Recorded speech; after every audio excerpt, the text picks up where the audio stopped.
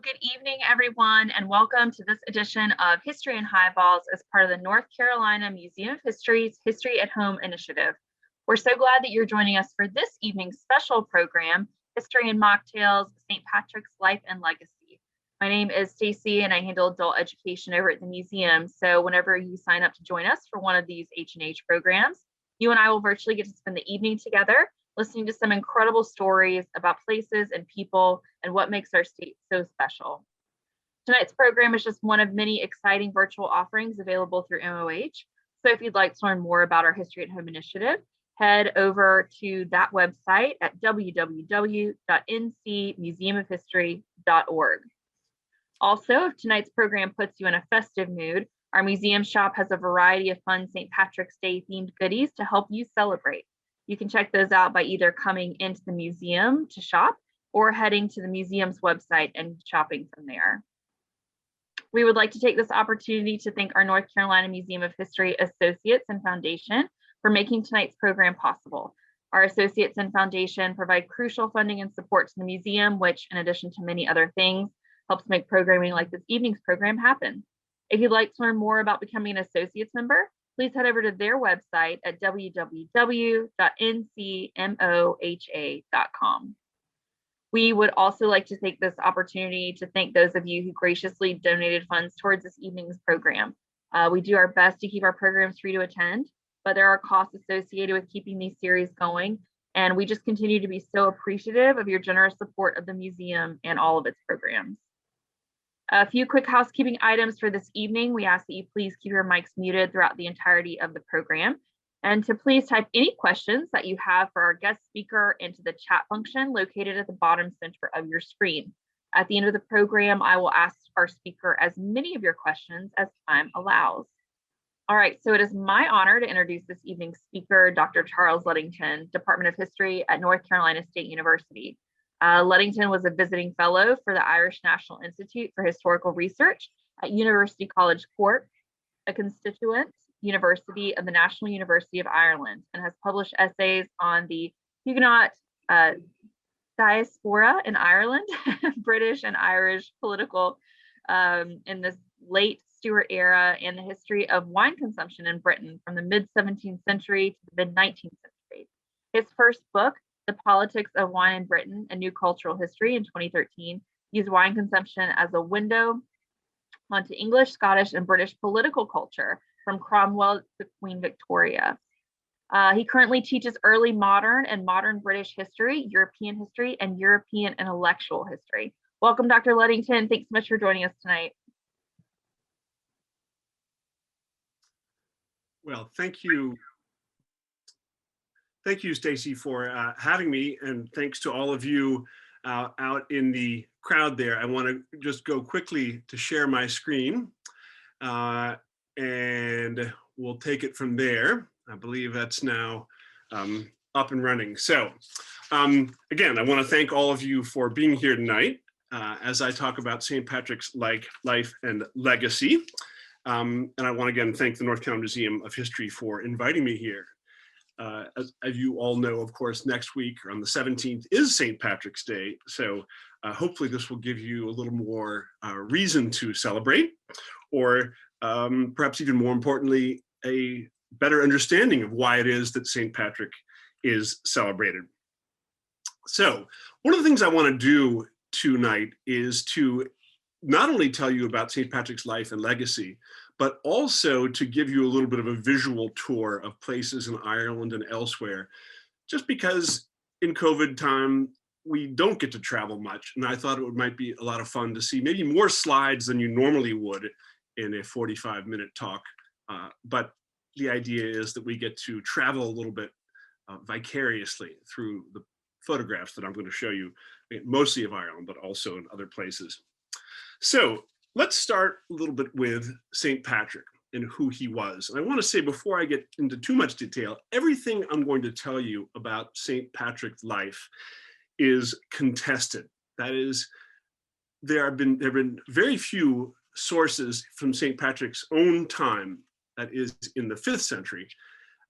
Those mostly came from Patrick himself, the two written sources, and all of the rest come from centuries later, in some cases only 1 century or 2 centuries later, but nevertheless, there are very few original sources from the 5th century regarding St. Patrick. So there is a great deal of not so much controversy, but contest between historians as they try to piece together St. Patrick's life.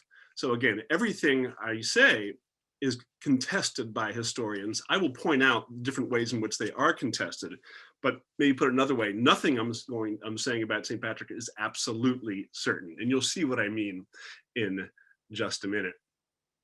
So I'm trying to change slides here. So first of all, who is this fellow who we call St. Patrick? It's important to say, I'm going to see if I can adjust my screen here so I can see the writing that I've got up. But Patrick was born patricius. He was a Romano-Briton who lived during the 5th century. So again, during the 400s. You see here a depiction of Patrick. There are, of course, no depictions of Patrick made during his lifetime, but you see here a depiction of Patrick in the Eastern Orthodox tradition. And indeed, Patrick is a saint in the Eastern Orthodox Church, just as he is a saint in the Roman Catholic Church. He's also recognized as a saint in the Anglican, the worldwide Anglican communion, as well as in the Lutheran Church. So again, St. Patrick, or Patricius, as he was born, was a Romano-Briton who lived during the 5th century. We know that. We know some things about Patrick because, as I said before, he wrote 2 texts in his lifetime, one of which was his confession or declaration, and that was essentially a short autobiography. But he didn't provide a great deal of detail about his life. It's also important to say that he's not an entirely reliable narrator. Indeed, he is an unreliable narrator.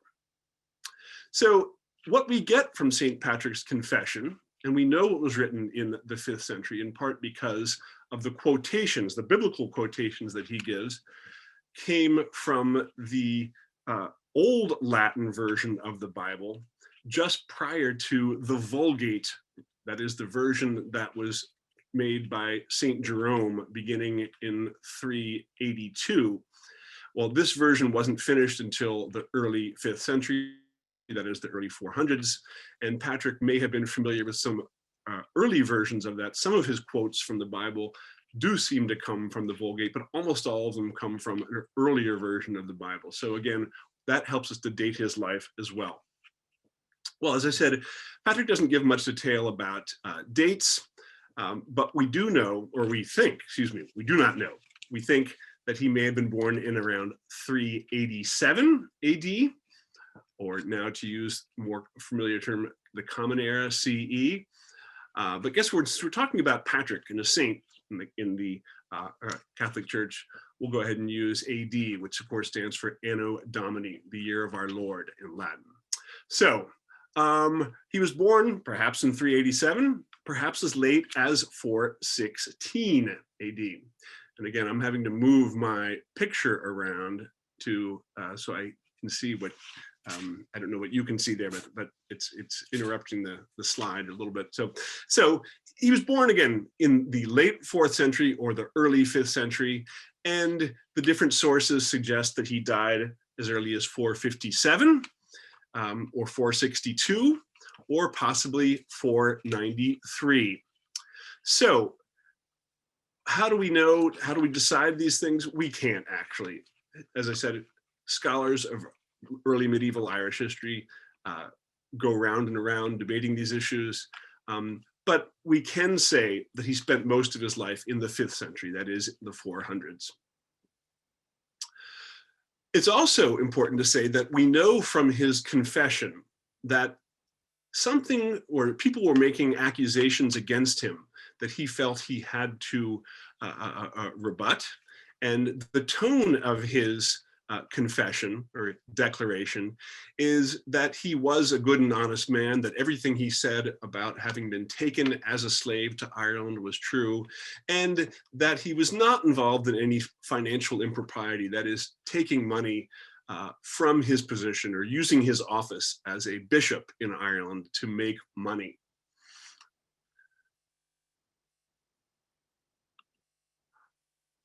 What do we know from the Confession of St. Patrick? Well, as I said, we don't know his actual birth dates, but we do know that his father was a man named Calpurnius.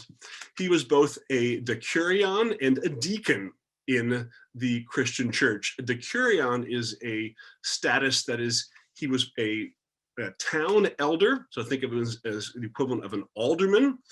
So he had urban or civic responsibilities, and he was a deacon in the early Christian church in Roman Britain.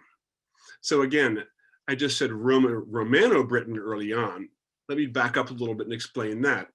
That is, Britain, or what the Romans called Britannia, what we think of as the entire island of Great Britain, but Britain was conquered, at least in the southern half, the portion we now call England, by the Romans going back to the 1st century, and they maintained control of that area of both England and Wales until around 410. That is, as the Roman Empire was collapsing, starting in the 380s, but going all the way until the early 5th century, they were calling their centurions back to Rome.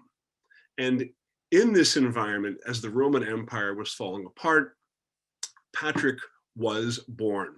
His father and mother, though, were Romano-Britons. We don't know if that meant that they were actually Roman of origin, or if they were simply Britons who had become assimilated by speaking Latin, taking on Roman names, etc. So he was a Romano-Briton, that is a hybrid culture between the native Celtic people of Britain, what we now call England, and the Romans themselves. So his father was Calpurnius, a Roman Briton, who was both a what we would call an alderman, a decurion at the time was the term, and a deacon in the Christian church. Again, this was a very new Christian church in as much as it had only recently become the official church of the Roman Empire. It's also important to say that Patrick's grandfather, a man named Potidus, was a Christian priest. We don't yet call it a Catholic priest because that's not officially the name, but he was a Christian priest at a time, again, when the Christian faith was still really figuring out what it was going to be. There were many versions of early Christianity. So it was certainly in the blood, as it were, in the family. But Patrick himself would write in his confession that he was a lazy, privileged kid from a wealthy Romano-British family and was essentially a non-believer until he was captured and taken to Ireland. So in his confession, Patrick says that he was kidnapped by Irish raiders at age 16. We can probably trust these events. But where he was kidnapped from, that is, what part of Britain he lived in, we don't exactly know. Again, because he was a Romano-Briton, we know that he probably, or almost certainly, lived beneath or below, that is south of, Hadrian's Wall, which you see here where I am using my cursor to highlight. This Hadrian's Wall still exists in England today, and it doesn't exactly mark the border between England and Scotland, but it comes close to that. It does mark the boundary between Britannia, that is Roman Britain, and the land to the north, which was inhabited by people called Picts, P-I-C-T-S. That is the area now mostly called Scotland. So, as a Romano-Briton, Patrick would have lived south of Hadrian's Wall. Where he lived exactly south of that wall, we do not know. By the way, I said everything's contested. There are a few scholars who say, no, Patrick wasn't even born in Britain. He wasn't a Romano-Briton. He was born in what is now the Armoric Peninsula of France, and that is what we would call Brittany. So again, as I said, everything is contested. But for the most part, there's a consensus that Patrick was born in Britain, that he was himself in Britain, and that he was taken indeed, as he said in his confession, at age 16 by Irish raiders. Now, before I mentioned, or previously I had mentioned that the Roman Empire began to fall apart in the 380s. And that meant that the emperors were calling home as many of Roman centurions as they could. And they essentially told the people in the outer parts of the empire they had to fend for themselves against mostly Germanic tribesmen, that is, invading Germanic tribesmen. Rome itself was under pressure from the Visigothic tribe. So those were, that was a Germanic tribe who had crossed over the Rhine, the Danube rivers, and headed south to take Rome. There were also the Angles and the Saxons and the Utes who came from Northern Europe, who were also Germanic-speaking peoples. They raided the east coast of England, and of course, eventually the Angles would give their name to Britannia because Angle became Engle, and England became England. So you've probably heard of all that. The west coast of England, however, or Britannia, I should say, because it's not yet England, and what we call Wales, was also being raided as the Roman Empire was falling apart. And it was being raided by Irish, what we would call pirates. And you see the lines of invasion here in green on the screen, on the map, and then the incursions in this sort of magenta color. You also see, interestingly, that on the map it refers to the raids as Scotai raids. Well, that's kind of confusing, isn't it? Because the Scotai was the name that the Romans gave to the people of Ireland. And those Scotai were coming in and raiding, and some of them were slaving. Patrick, again, was among those victims. But eventually those same Scotai, that is the Irish, would settle in such great numbers up here, that is above Hadrian's Wall, that they would give their name to the country of Scotland, land of the Scotai, which means land of the Irish. So a wonderful little irony there. In any event, Patrick was seized by these Irish raiders, and he was taken back to Ireland as a slave, where in particular, he was made to be a shepherd. Again, this was sometime, again, either in 432 is one possibility, or given going back to his, excuse me, that's not, that isn't right. Going back here, you see, sorry, yes, 432 is one possibility, or of course here you can think around 403 if he was born in 387. Moving back here. In fact, let's move over to here. So Patrick was taken to Ireland, and legend has it that he was taken here in what is now County Antrim to this hill. It's really a small mountain, large hill that sort of stands alone in the Antrim countryside, and it's known as Slemish. This is thought to be the place where Patrick was taken to be a shepherd, and where, upon reflection and prayer, he would accept his father and grandfather's Christianity. As you can see here, this too was contested, I say, or maybe not, because there's a place in County Mayo called Killala, which also claims, according to legend, that that is where Patrick was taken to be a shepherd, again, as a slave. So there's no way now to solve that dispute. More people, more historians believe that it was probably this place, Slemish, on the slopes of this mountain, that Patrick was a shepherd, rather than, again, a smaller number of scholars think it was over in County Mayo, in a place called Killala. So as I said, Patrick spent time as a slave shepherd in Ireland, and it was there that he accepted his father and grandfather's faith. And he had a vision, his first vision, which told him that he should escape because a boat was waiting for him to take him back to his home. And according to his confession, he then walked some 200 miles. He escaped from his captors, walked some 200 miles, where indeed a boat was waiting, which took him across the sea for 3 days. And then after arriving on the shore with the other people on the boat, he spent 28 days in the wilderness before finally finding others and then making his way home.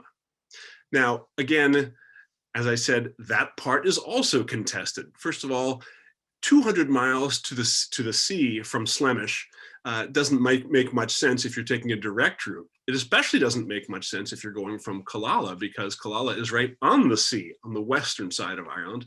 Slemish is actually not terribly far from the sea either, in the northeastern part of Ireland. So 200 miles, that seems like a long way. Well, some people say he went all the way down to Wicklow. Now that does make sense. That is roughly 200 miles. 3 days at sea doesn't seem really appropriate for getting across the Irish Sea to Britain. That seems too long. That seems perhaps like maybe that's the amount of time it would take to get to France. So some scholars say he actually went to France, not to Britain. Who knows? Again, most scholars agree that he went back to Britain and eventually made his way home. But now he is a Christian, and he has had a vision from God telling him to escape and go home. Well, after 6 years of captivity, as I said, he goes home. So we'll establish that whether he went to France first, we don't know. But while he was home, and we're going to say that's somewhere in Roman Britain, or Roman Britain which is still deteriorating because the Roman centurions are essentially leaving it, they have left it, and they're telling the Roman Britons to fend for themselves against the Germanic tribesmen in the east and the Irish tribesmen in the west. So Patrick, though now a Christian, decides he wants to become a priest himself.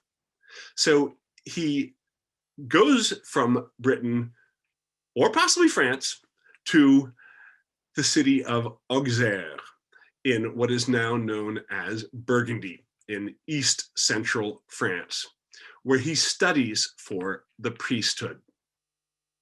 Here you see a picture of the back of Auxerre Cathedral. Auxerre is southeast of Paris. If you're interested in the geography here, it's quite near to the town of Chablis.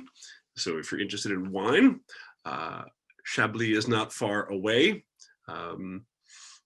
And that's where Patrick went to study for the priesthood. There's stories about where else he went in France. He may have gone to Tours to do some more of his studies there. And then he may have actually gone all the way down to the Mediterranean to receive his tonsure, that is the haircut that officially marked his entry into the priesthood. No one really knows. We do know, though, that he was in Auxerre for certain. The others are conjecture. So here's again a picture of Auxerre Cathedral as it looks today from the backside, but not from the front, because as I said, the cathedral, as I say in the slide, that this is not, that is, what you saw in that previous slide, as well as what you see in this slide, is not what Patrick saw. Instead, he had a second vision from God saying that he should return to Ireland. I say he didn't see this because this cathedral, both from the back and from the front, was not from the 5th century. This is actually from the 12th or 13th century. Interestingly, as you can see, one of the two towers, the west tower of Auxerre Cathedral, was never completed. And that's exactly how it looks today. Anyway, with his second vision telling him to go back to Ireland to preach to his former captors, Patrick left France and went to Ireland. It's not clear where he landed in Ireland. Some scholars say Wicklow, the same place from which they imagine he probably left. Wicklow, by the way, is just south of Dublin. In any event, if he did arrive in Wicklow, and there seems to be some evidence not of his departure, but of his arrival in Wicklow, he was not embraced by the local Irish chieftain, who essentially told him to move on. He was not interested in this Christian ministry. He preferred his pagan Celtic beliefs. And ultimately, Patrick went north. And we know he did finally establish a foothold in Ireland as a Christian evangelizer in the town or village of Saul in County Down. Now, this is not actually a picture of the first church. That was actually, it was a barn lent to him by a local Irish notable, but this is a reproduction of what that barn might have looked like. It also includes an Irish round tower in the back side, just off the back of this very simple barn-like edifice. So this is a modern, early 20th century structure that's meant to replicate what Patrick's first church, again, a converted barn, may have looked like. And again, it also includes an Irish round tower, as well as this Celtic cross. And that is in the northeast of Ireland, not too far, by the way, from Slemish, where he had been, possibly was a slave shepherd. So you'll notice two items I just mentioned, the Celtic cross and the Irish round tower. Just a little aside about those things. Irish round towers are a unique form of architecture.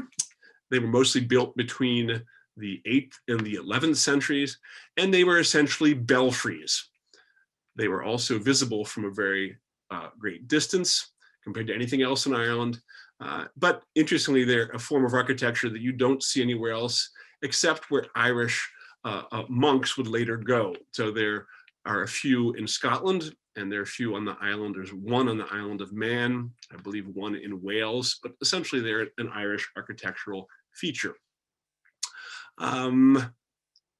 They would not have been around, however, in Patrick's time, as I said, because they were built between the 8th and 11th centuries, and Patrick was in Ireland in the 5th century. And the other thing in that photograph you saw, the attempt to reproduce Patrick's first church in Saul, was also anachronistic. That is the Celtic cross. But here you see an actual Celtic cross from Monasterboice, just north of Dublin. This one from the 10th century, so the 900s, St. Murdoch's Cross. It is a monastic site, again, just north of Dublin. And one of the things that makes it so interesting is the way that, well, first of all, this halo here was, of course, or well, scholars dispute this too. It seems to be the symbol of a sun, the radiance symbolizing the light of God. Others simply say that it was a structural component that was needed to give strength to crosses made of stone or wood or anything else. By having that circle, it made it greater stability for the cross.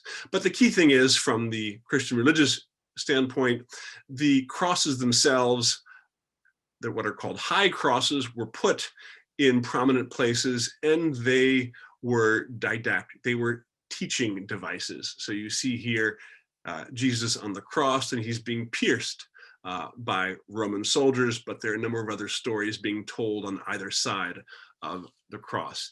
So again, neither the Celtic cross nor the round tower were around in Patrick's time, but they are interesting elements of Irish history and Irish architecture. Well, what did Patrick do when he was in Ireland? He proselytized, he evangelized. He went, among other places, to what we now call Armagh in the north of Ireland. So most of his ministry was in the north as well as in the west.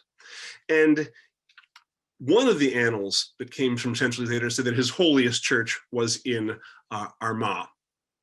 Well, we don't really know exactly if that's the case, but that's where the cathedral that would be set up later on, the cathedral that would be the head of the church in Ireland.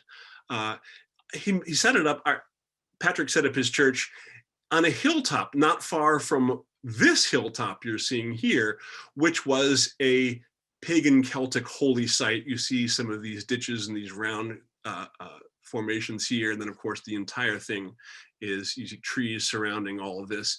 And this is a hill that was essentially built or dug and created as some sort of a site for rituals, and not far away on a hill about 1.5 miles away from which you can see this hill, Patrick set up his rival religion to rival the Celtic religion that was being practiced here.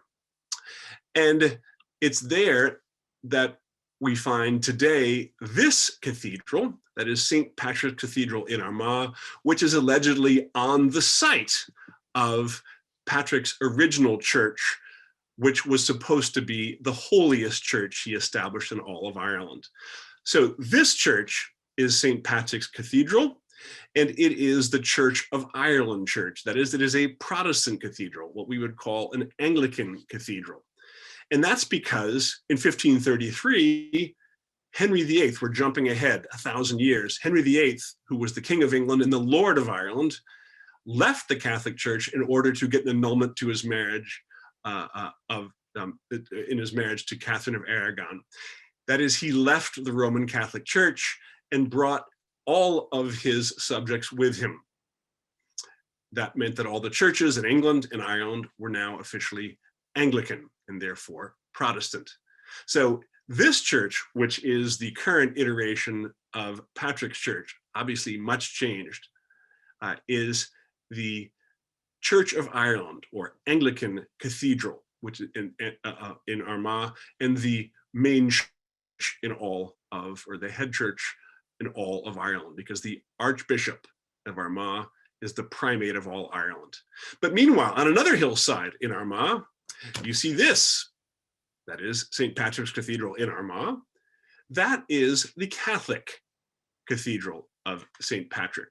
And it was built in the 19th century when Catholics in Ireland were fully emancipated after having been made second-class citizens from the time that Henry left the church, that is, left the Roman Catholic Church in 1533-34.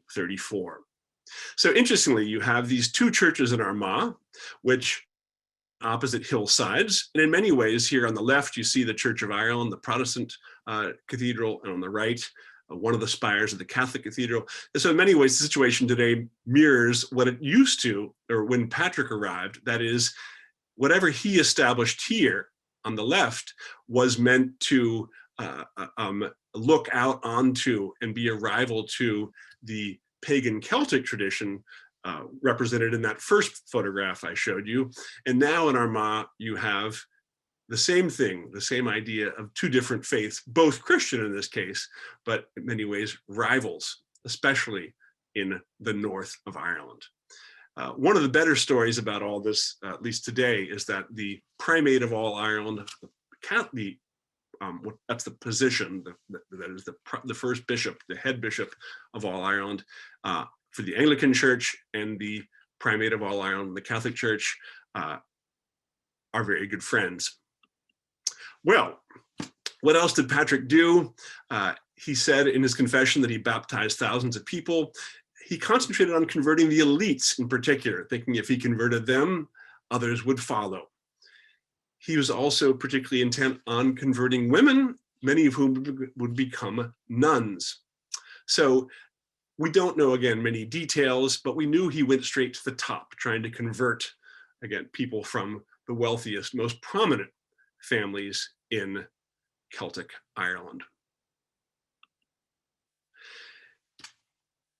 As I mentioned before, we don't know when St. Patrick died, but we do know where he is buried. You see on the left a photograph of Downpatrick Cathedral, right near Saul, where Patrick set up his first church in Ireland. And then you see here a stone marking his grave on the right-hand side. I thought it was appropriate with some spring-like flowers on top of it. So we don't know when he died, but we do have a good sense of where he died. Although once again, that too is contested. There are people in England, in Glastonbury, who say that he made it all the way down to Glastonbury and died there, and that those are not his remains in Ireland. So just going back, as I said before, everything I've told you is contested. Well, what are some of the legends surrounding Patrick, now that I've told you a little bit about his life? First of all, perhaps one of the most famous ones is that he used a shamrock, a common plant in Ireland, and which of course has 3 leaves, to explain the Christian concept of the Trinity, the Father, Son, and the Holy Ghost. There were a number of triple deities in Celtic Ireland, so the idea that a deity could have 3 different facets was familiar to the Irish. And it's quite possible that Patrick used this fact that the Irish were already familiar with this concept of a triple deity it made them Christianity easier to accept by the fact that Christianity also had a triple deity, that is, God being the Father, Son, and the Holy Spirit in the Christian faith.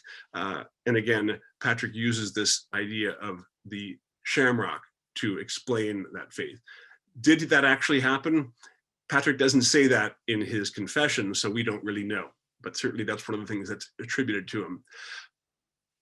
Also, and perhaps most famously, is the idea that Patrick banished snakes from Ireland. We know that's completely false because there is no archaeological evidence of, or zoological evidence of, snakes in Ireland. But perhaps that really should be read more as a metaphor. That is, his banishing of snakes could be metaphor for his banishing of Druids. That is, from the Christian perspective, those who were propagating evil ideas. Snakes, of course, being evil, going back to the Old Testament in the Garden of Eden. If you banish the snakes, you're banishing evil. Maybe that really represents the idea of Patrick banishing Druids, the priests in the pagan Celtic faith. Another legend, rather famous, although less so in Ireland, more so in England, is that Patrick, when he was returning back to Ireland, on his way there, he stopped in northern England in a village and stuck his ashwood walking stick in the ground. And he spent so much time trying to convince the locals of the truth of the Christian faith that when he left the village finally, a few days later, his walking stick had become an actual living tree. And the name of that village today is called Aspatria, when you can, of course, see the ash of Patrick. So those are some of the legends that were, and miracles that were attributed to Patrick. Again, he didn't write about any of those things in his own confession. Those all came from later hagiographers and writers of annals, much of which were fictitious. Symbols of Patrick. 2 different crosses are associated with Patrick. The first one, known as the cross Patay, is this cross here that has sort of wider ends than it does a center. And County Down, where Saul and Downpatrick are, uses that to this day to represent county. And then the Patrick's saltire here. We don't know exactly why these things were attributed to this type of cross to Patrick. Certainly nothing that he talks about. St. Patrick's saltire, that is a cross on an angle like this, also, again, affiliated with Patrick. It was a symbol of Ireland prior to its affiliation with Patrick. That affiliation of the St. Patrick Saltire came in 1783, when the Order of St. Patrick, a royal order, an aristocratic order, was founded in Great Britain by the king to cement the fidelity of the Irish nobility in the 18th century. So that's called St. Patrick's Cross, and this cross pate, as it's called, is not called a St. Patrick's Cross, but it's certainly affiliated with St. Patrick historically. What's interesting, though, again, outside, just to explain to you something that you might have never known about, is how you get the Union Jack. It is a combination of the cross of St. George, the flag of England, with a cross of St. Andrew, another saltire cross, that is a white saltire on a blue background, with the cross of St. Patrick representing Ireland, all of which, when put together in 1801 with the establishment of the United Kingdom, gives the Union Jack that you see most famously here at the bottom of the slide. Well, let's talk a little about the other legacy of St. Patrick, and that is St. Patrick's Day. St. Patrick's Day is named it takes the day from his alleged death date, March 17th. Are we certain about that death date? No, we are not, but there are many sources that say it was that day. A man named Luke Wadding, who was an Irish Franciscan friar from Waterford, who had been trained in Spain, because after 1533, Catholic priests could not be trained in Ireland or England because they were now Protestant. But Luke Wadding, an Irish Catholic from Waterford, went to Spain, where he was known very quickly for his brilliance. So he was invited by the Pope to Rome, where he went in 1608 and would live there until 1657. And he was the one who ensured that St. Patrick's Day was honored by the entire Catholic Church. So it was he, Wadding, who was responsible for spreading the cult of St. Patrick, or making it official within the Catholic Church. Prior to that, Patrick had been canonized locally, that is in Ireland, and his cult had spread throughout Europe, but it didn't become an official saint's day until the early 1600s. On the right, you see the front of St. Isidoro's church, which is the main center of the Irish College in Rome. That is where Irish priests would go to both study and teach, because they couldn't be trained as Catholic priests in Ireland itself. Well, what about the New World? So as I said, if Wadding brings or makes St. Patrick's Day an official name day or holy day in the Catholic Church in the early 1600s, even though he was already, Patrick was already celebrated by Irish priests going back as early as the 9th and 10th centuries. What about in the New World? Well, the first celebration and procession occurred in the Spanish part of the colonies of the New World, in particular in St. Augustine, Florida, or what we now call St. Augustine, Florida. In 1600, there was a celebration of St. Patrick, and in 1601, there was a procession, what we would now call a parade. Now, I have put these two slides together to show you what a picture of Semana Santa in Seville, Spain, and then the main colonial street in St. Augustine. Try to imagine what you see on the left going down this street on the right-hand side, and maybe you have some sense of what the first St. Patrick's Day parade might have looked like in St. Augustine, Florida.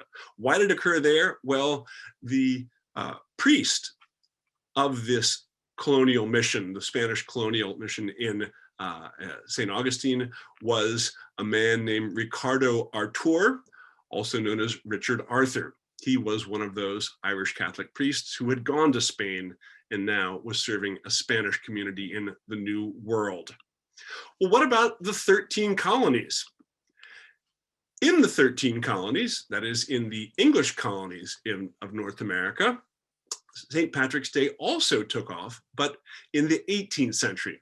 The first known celebration was in 1737 in Boston by something called the Charitable Irish Society. In New York City, at the home of an Irish immigrant named John Marshall, a very prominent immigrant, not the same as the Chief Justice of later years. You had also a celebration of St. Patrick's Day, but perhaps the first parade in the 13 colonies was actually conducted by Irish soldiers in the British Army in 1766 in New York City. The irony, though, is that these are overwhelmingly Protestant affairs. That is, these were Irish Protestants in the New World who were celebrating St. Patrick's Day. Irony only because later St. Patrick's Day would become affiliated more with the Catholic Church. But the early immigrants to America, the early Irish immigrants, were mostly Irish Protestants. Then in Philadelphia in 1771, you have another St. Patrick's Day parade organized by the Friendly Sons of St. Patrick, an organization founded in Philadelphia. It was a charitable organization meant to aid impoverished Irish immigrants, again, mostly at that time, Irish Protestant immigrants who'd come over, but it was a charitable organization to help your fellow countrymen or Irish countrymen who came over, but maybe had fallen on hard times or needed to help getting a start in America. One George Washington was made an honorary member. And of course, when it came time to recruit for the Continental Army, he wanted as many soldiers as he could, Irish or otherwise. And so he was again an honorary member. And indeed, in 1780, in the middle of the war, he declared St. Patrick's Day a day of rest for his army and an act of solidarity with the Irish in their fight for independence. The Irish were not actually fighting for full independence, by the way, at that time. They were fighting for autonomy. But Washington used a little bit of embellishment to help convince Irish soldiers in America, or Irish immigrants in America, to join his army. Down south, the traditions started a few years later, that is after the creation of the United States. The first parade in the South was in New Orleans in 1809, which was a major port of arrival for Irish immigrants. And then the second was in Savannah in 1824. Here you see a picture of the Savannah parade in recent years. Savannah, by the way, now has one of the largest St. Patrick's Day parades in all of the United States. So it wasn't just a Northern thing, it was a Southern thing as well. It was an American thing, in part because the Irish diaspora was vast. Irish people settled everywhere. Well, the evolution of St. Patrick's Day in many ways reflected events in the United States as well as in Ireland itself.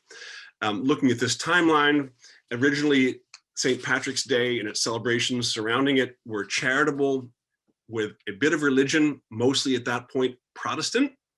That is from 1737 in Boston until the 1840s. And then with potato famine, you get a huge influx of Irish, mostly Catholic immigrants, not all, but overwhelmingly so. They outnumber fairly quickly the people of Irish Protestant origin. From the 1840s to 1870s, you have a very anti-British tone to the celebrations of St. Patrick's Day in the United States. From the 1880s to the 1940s, the St. Patrick's Day takes on yet another tone. That is, it becomes much more Catholic and much more nationalist in the speeches that are given surrounding the day. And then post-World War II in the United States, it becomes a much less sectarian, much broader, largely an emphasis on celebration of a general Irishness, with a hint perhaps of Catholicism, but much less so than in the mid-19th century, all the way up through the early 20th century. But again, the key point here is that St. Patrick's Day mirrors both the types of immigrants coming from Ireland to America, as well as events in Ireland itself, as Ireland goes from being a part of an independent kingdom prior to 1801, then from 1801 onward, a part of the United Kingdom, and then in the 1880s, a home rule movement developing in Ireland, and then finally, of course, in 1921, a break away from the United Kingdom by 26 of Ireland's 32 counties. And that, of course, would eventually form the Irish Republic. So, controversies over St. Patrick's Day. I know I have to finish up quickly here.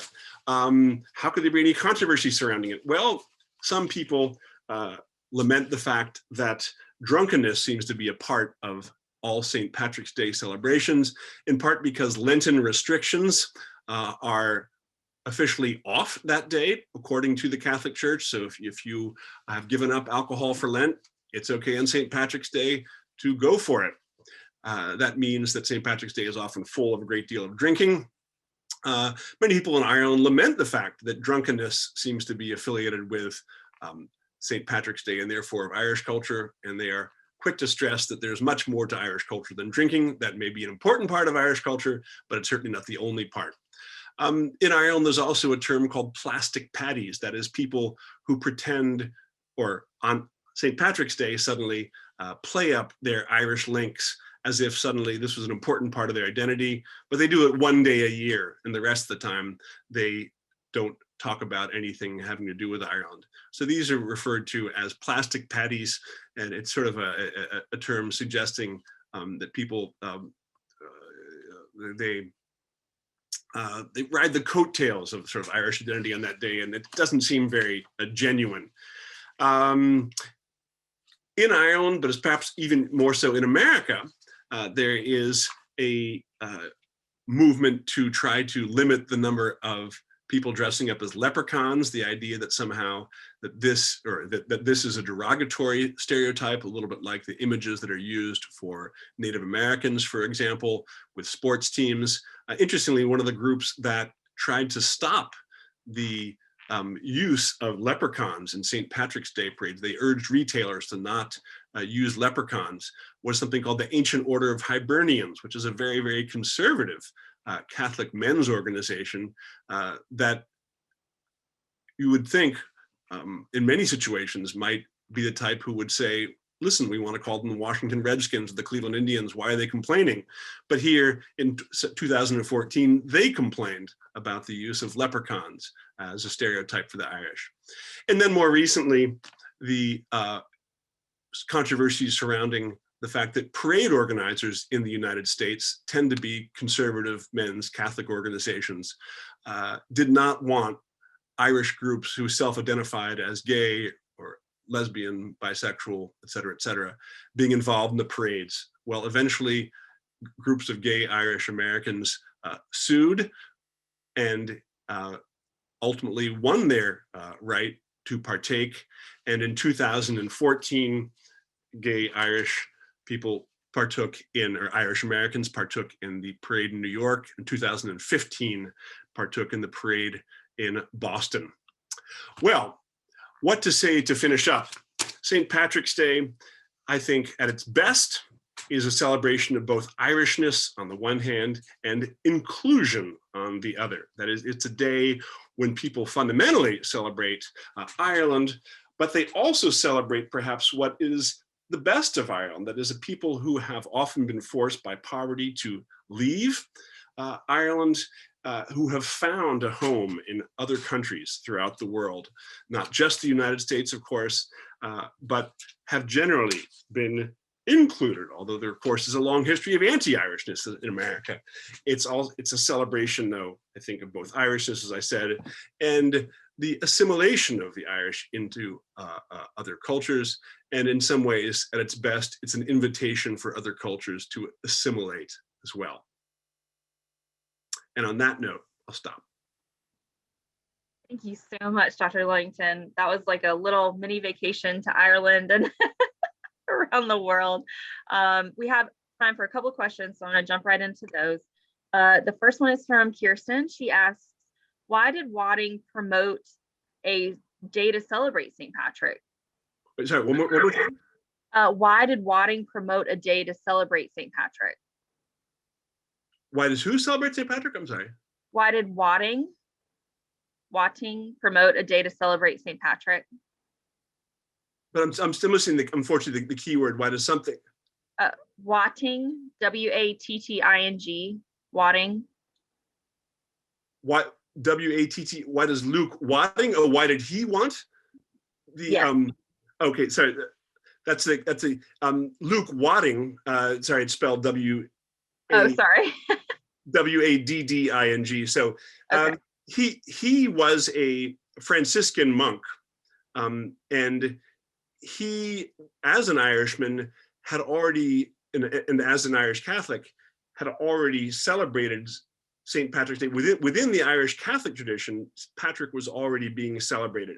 So in many ways, I think it's an excellent question, but I think the basic idea is that he wanted to really bring Ireland's presence, or make Ireland's presence within the Catholic Church more important.